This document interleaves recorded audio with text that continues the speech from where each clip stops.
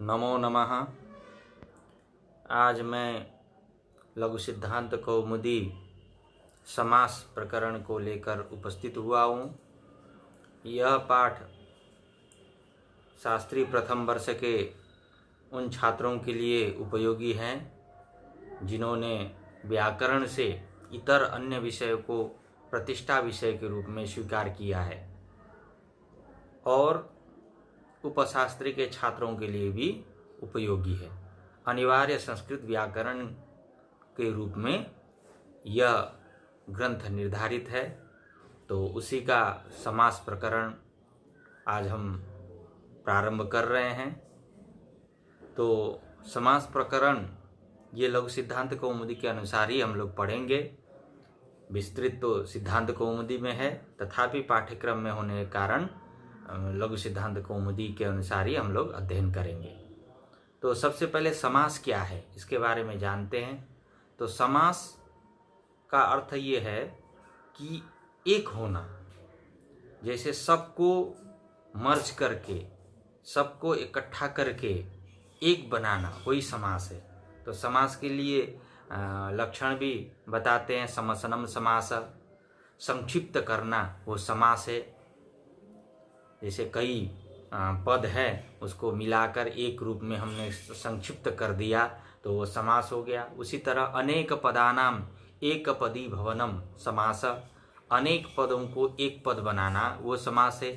जैसे अलग अलग हम पद बोल सकते हैं, लिख सकते हैं, लेकिन एक पद कर देंगे तो एक ही पद के अनुसार उसका अंतिम विभक्ति का निर्धारण करके उसका प्रयोग करते हैं तो वो सरल हो जाता है। तो ये समास है। तो व्याकरण में समास भी महत्वपूर्ण है। कारक के बाद समास भी महत्वपूर्ण है, क्योंकि अधिक न कहना न पड़े, कम से ही कार्य चले, तो वो समास उसके द्वारा हो जाता है। तो समास से ही हमको अर्थ का भी बोध हो जाता है।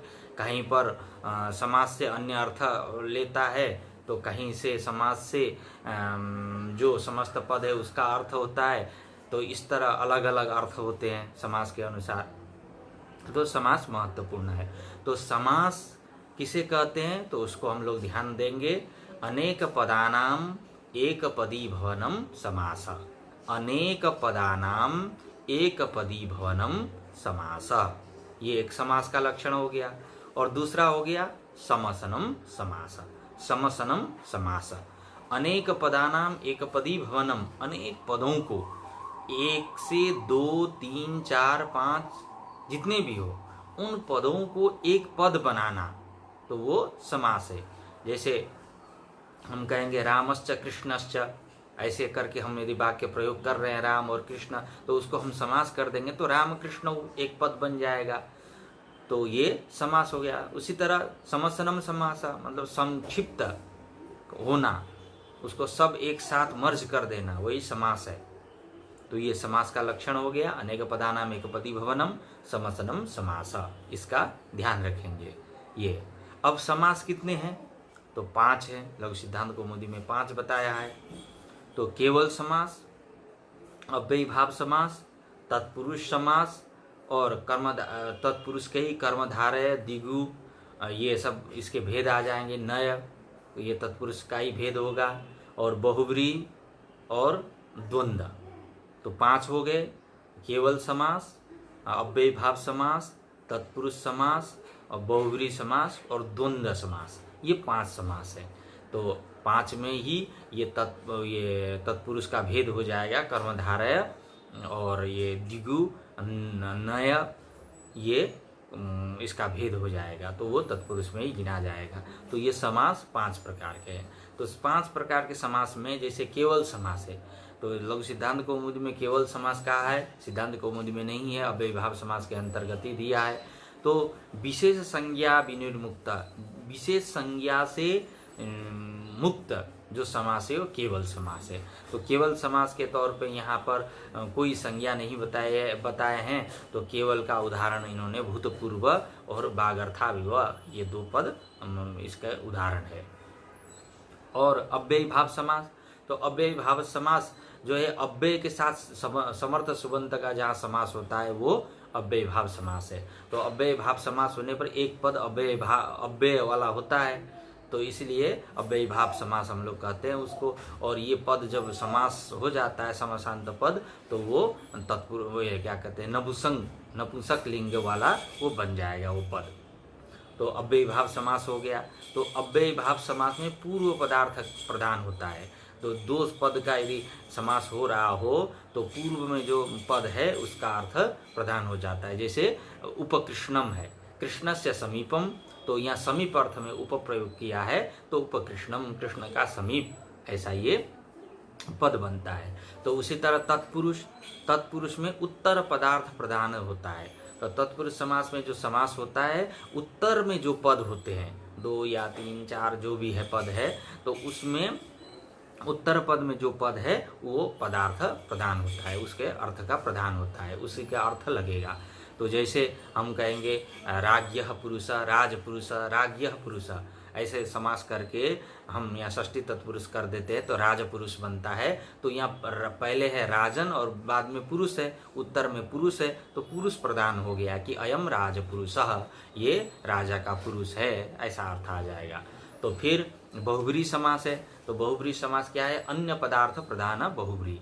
अन्य पदार्थ जो समास दो पद के होते हैं, यहाँ दो के समास हो जाने पर लेकिन उस पद का अर्थ दूसरे को बताता है, दूसरे को वो अर्थ जाता है, तो वो अन्य पदार्थ हो गया। जैसे पीताम्बरम, पीतम अंबरम यस्य स, पीत है अंबर वस्त्र जिसके, तो ये यहाँ पीत और अंबर हमने दो का समास किया, पीताम्बर शब्द बनाया, पीताम्बरः ये शब्द बनाया, लेकिन पीताम्बरः इस शब्द से दूसरे अर्थ का बोध हो रहा है, अर्थात भगवान विष्णु अथवा कोई व्यक्ति जो पीत वस्त्र धारण करके आया हो, तो उसको हम यदि कह देंगे कि अयम पीताम्बरः, तो ये अर्थ हो जाएगा। तो अन्य पदार्थ प्रधान हो गया, अर्थात दो पद जहाँ समास हो रहे हैं उस दोनों पदों का यहाँ अर्थ नहीं है, दूसरे का अर्थ है, तो ये अन्य पदार्थ प्रधान हो गया। तो उसी तरह अब द्वंद्व समास है। द्वंद्व समास में भी इसमें उभय पदार्थ प्रधान होता है, दोनों पद जो हैं उसका प्रधान होता है, उभय पद। जैसे हम यहाँ कह देंगे कि रामश्च कृष्णश्च रामकृष्णौ, तो राम और कृष्ण दोनों यहाँ पदार्थ प्रधान हो गए, तो रामकृष्णौ बनाया। तो यहाँ भी परवल लिंगम द्वंद्व तत्पुरुष है, वो द्वंद्व और तत्पुरुष में पर में जो पद होते हैं उसके अनुसार लिंग का निर्धारण करना चाहिए। इसके कारण लिंग का निर्धारण करते हैं और कहीं कहीं अपवाद से अन्य कहीं पूर्व का भी लेते हैं। इस प्रकार से आगे समास में इसका चर्चा करते हैं। तो इस तरह से 5 प्रकार के समास हो गए, इसका सामान्य परिचय हो गया सभी का। तो अब यहाँ पर हमको समास करने के लिए विग्रह की जरूरत होती है। विग्रह, तो विग्रह हम करते हैं, तो विग्रह 2 लौकिक और अलौकिक विग्रह है। तो लौकिक विग्रह और अलौकिक विग्रह, लौकिक विग्रह जो है लोक में प्रयोग होने वाले विग्रह, और अलौकिक विग्रह जो व्याकरण में हम लोग प्रयोग करते हैं। जैसे राज्ञः पुरुषः, राज्ञः पुरुषः ये हमारा लौकिक विग्रह हो गया, तो जैसे हम लोक में प्रयोग करते हैं राज्ञः पुरुषः। अब अलौकिक विग्रह जो हो गया लोक में जो प्रयोग नहीं करते, राजन्नस पुरुषसु, राजन नस और पुरुष सु, नस और सु, ये अलौकिक विग्रह है। इसलिए अलौकिक विग्रह जो है हम लोग प्रयोग नहीं कर सकते बातचीत में। यदि हम कहेंगे देवदत्तः गृहं गच्छति, तो यदि इसको हम अलौकिक विग्रह में प्रयोग करेंगे तो देवदत्तसु गृह सु गम लट इत्यादि ये करके इस तरह से हम लोग प्रयोग नहीं कर सकते। एतदर्थ लौकिक विग्रह वही बताया गया कि जो हम लोग प्रयोग कर सकते हैं जिस तरह से। तो अलौकिक विग्रह केवल व्याकरण के प्रयोग सिद्ध करने के लिए व्याकरण की दृष्टि से उसका महत्व है। तो लौकिक और अलौकिक, उसी को स्वपद और अश्वपद विग्रह भी कहते हैं। तो ये विग्रह हो गया। तो विग्रह क्या है, विग्रह किसको कहते हैं? तो उसके लिए कहते हैं कि वृत्त्यर्थावबोधकम वाक्य विग्रह। वृत्त्यर्थावबोधकम वाक्य विग्रह, जो वृत्ति के अर्थ को बोध कराने वाला जो वाक्य है वही विग्रह है। वृत्ति के अर्थ को बताने वाला जो वाक्य है वही विग्रह। वृत्त्यर्थावबोधकम वाक्य विग्रह। वृत्ति अर्थावबोधकम ऐसा है। तो वृत्ति के अर्थ को अवबोध कराने वाला, बोध कराने वाला जो वाक्य है वो विग्रह हो गया। तो विग्रह तो हो गया, विग्रह दो हो गए, लौकिक और अलौकिक विग्रह। फिर अब ये वृत्ति क्या है? तो वृत्ति के अर्थ को बताने वाला तो विग्रह हमने बताया, लेकिन वृत्ति क्या है? तो परार्थाभिधानम वृत्ति। परार्थाभिधानम वृत्ति, दूसरे के अर्थ को बताने वाला जो है वो वृत्ति है। तो वृत्ति क्या है? तो फिर वृत्ति कितने हैं? तो पंचवृत्तया ऐसा माना है। तो कृत तद्धित समास एकशेष सनाद्यंत धातु रूपः पंचवृत्तया। तो ये 5 प्रकार की वृत्तियां हैं। तो क्या है? कृत वृत्ति है, तद्धित वृत्ति है, और समास वृत्ति है, एकशेष है, और सनाद्यंत धातु रूप ये वृत्ति है, सनादि रूप।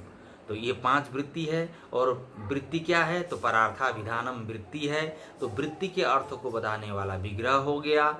तो विग्रह क्या है? लौकिक और अलौकिक विग्रह। तो इस तरह से हम लोग ये लौकिक और अलौकिक को भी हम लोग जान लेंगे, क्योंकि हम पहले समास करने के पहले सबसे पहले लौकिक विग्रह को देखेंगे कि ये लौकिक विग्रह है। तो लौकिक विग्रह में जो विभक्ति हमने प्रयोग किया उसी के अनुसार अलौकिक विग्रह में हम प्रयोग करेंगे। जैसे हमने राजपुरुष लिया, समस्त पद राजपुरुष लिया, तो राजपुरुष यहाँ तो समास हुआ है। अब इसको हम सिद्ध करने जाएंगे, इसको वो करेंगे तो सबसे पहले लौकिक विग्रह करेंगे। तो राज्ञः पुरुषः, राज्ञः पुरुषः, ऐसा हमने लौकिक विग्रह किया। तो यहाँ राज्ञः हमने षष्ठी का रूप लिया राजन शब्द का, और पुरुषः प्रथमा एक वचन। तो अब उसी के कारण ये लौकिक हो गया। अब अलौकिक हम करने जाएंगे तो राजन ngस, क्योंकि षष्ठी विभक्ति में ngस प्रत्यय है, ngस ओस आम। तो राजन ngस पुरुष सु प्रथमा में होने के कारण सु, तो ये अलौकिक विग्रह हो गया। तो इस प्रकार से हम लौकिक और अलौकिक विग्रह दिखा के फिर सूत्र के द्वारा समास का प्रतिपादन करेंगे। तो इस तरह से ये समास का सामान्य परिचय हो गया। तो अनेक पदानाम एकपदी भवनम, ये समास, ये एक लक्षण, और समसनम समास, ये 2 लक्षण हो गए। और समास 5 हैं, केवल समास, अव्ययीभाव समास, और तत्पुरुष समास, बहुब्रीहि समास, द्वंद्व समास। तो पूर्व पदार्थ प्रदान होने वाला अव्ययीभाव समास, उत्तर पदार्थ प्रदान होने वाला तत्पुरुष समास, और उभय पदार्थ होने वाला द्वंद्व समास, और अन्य पदार्थ प्रदान होने वाला बहुब्रीहि समास। तो इसका भी हमने अलग अलग उदाहरण देखा, इसको भी विस्तृत आगे से हम लोग अध्ययन करेंगे।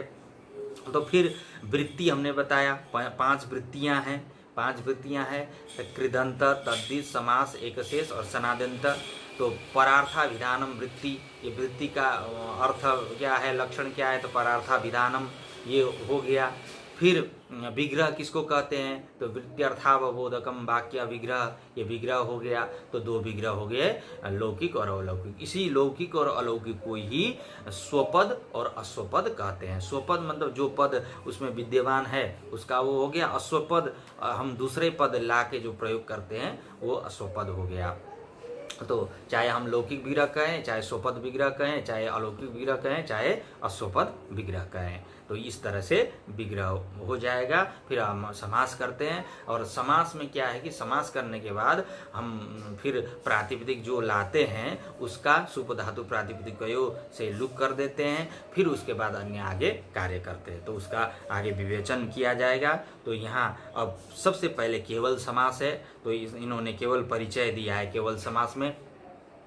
तो समास पंचदा जो अभी हमने बात बताई है उसी में ये लिख रहे हैं। समास पंचदा 5 समास है, और तत्र समसनम समास। समास क्या है? तो समसनम समास, संक्षिप्त करना ही समास है, ऐसा इन्होंने लिखा। तो सच विशेष संज्ञा विनिर्मुक्त केवल समास प्रथम। तो पहला क्या है? केवल समास है। तो वो क्या कहते हैं कि विशेष संज्ञा से विनिर्मुक्त, विशेष संज्ञा से वो मुक्त जो है वो केवल समास है। तो प्रायण पूर्व पदार्थ प्रदान अव्ययीभावो द्वितीय।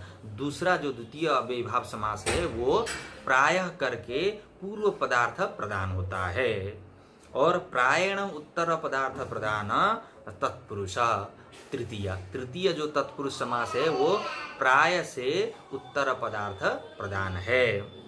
फिर तत्पुरुष का ही भेद, तत्पुरुष भेद कर्मधारय, तत्पुरुष का ही भेद कर्मधारय बताया और कर्मधारय का ही भेद द्विगु बताया। तो इस तरह कर्मधारय और द्विगु दोनों तत्पुरुष के ही भेद हैं। तो प्रायेण अन्य पदार्थ प्रदानो बहुव्री, तो प्राय करके जो अन्य पदार्थ प्रदान है वो बहुव्री हो गया, वो चौथा। और प्रायण उभय पदार्थ प्रदान द्वंद्व, उभय पदार्थ प्रदान जो समास है वो द्वंद्व हो गया। तो इस तरह से ये समास 5 प्रकार के समास के परिचय हो गया। अब कल से हम लोग फिर आगे के पाठ में क्रमशः समास का अध्ययन करेंगे।